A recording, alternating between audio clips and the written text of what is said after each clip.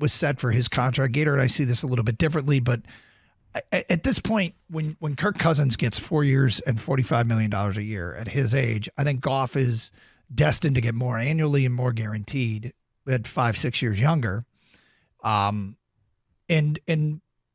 I think when you start getting into 50 million plus, I mean, it happened with Stafford, and we saw how it really. I think it kind of poisoned some of the Lions fans when Stafford became the highest paid quarterback in football, and he wasn't the best quarterback in football. But it's just kind of how the market works, and we watched him quickly. I mean, it was within a year or two he was the 7th highest paid quarterback in football. I don't think Goff is going to be the highest paid quarterback in football, but I think he's going to get 50 plus here, 50 plus million a year in an extension, and. You know, I'm not into 60. I'm not into 58. I'm not into 57.5. Like, I think you're really. I hope that Jared Goff's agent doesn't come in and say he needs anything short of 55 million. We're not signing. Period. End of story. But I do think it's going to be north of what Cousins got. If they get him at a Cousins price, then great. I just can't see that happening given where he is in his career. But. If he gets 50 plus, how do you feel about it? Nervous. It's a lot of money to give him. I think there's a difference between what Jared Goff is as a quarterback compared to guys that get the north of $50 million a year. I think Goff is great with his team right now, but now there's a hole at left guard, which we don't know how that's going to affect the offensive line, long haul. It's a little scary, to be honest. Yeah, I mean, I'd feel a lot more comfortable if the number that they settle on is between 45 and 50. And then you can dedicate some money to the guard spot. Yeah, I'd like it to be there's no 5 in front of it per annual. But if there's a 5 annual, he'll be the 5th highest paid quarterback in the league. Mm-hmm. Behind Burrow, Herbert, Jackson, and Hurts in annual value.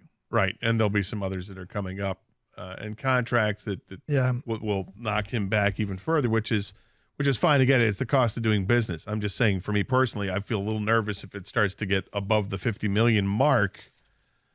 You know, the difference with the contracts with what you can offer Cousins and what you can offer Goff, because Cousins is like 5.5 years older and he just got a 4-year deal. Can you get Goff at, say, 47 a year, but give him 5 or 6 years on the deal? Maybe. You know, can you do something like that? Or I don't know. I just get nervous when you start talking long-term contracts when it comes to quarterbacks. The one thing that could work in their benefit is that Jared Goff could look at this situation and say, it's the best coordinator I've ever worked with. It's the best success I've ever had. And I do want a guard. And if you're going to tell me that some of the money I'm giving up here goes towards signing player X at guard, maybe he'd agree to something close to 45, but I don't know when the right time is to get the deal done with Jared Goff. And maybe if you're Goff's camp, you wait till after the draft and see what they've done in the draft to try to secure an offensive lineman. Mm-hmm. By that point, free agency will be completely done, basically, so you'll know if they've upgraded anything on the line. You're not going to get an upgrade over Jonah Jackson right now. It doesn't seem like it because all those top guards are off the market.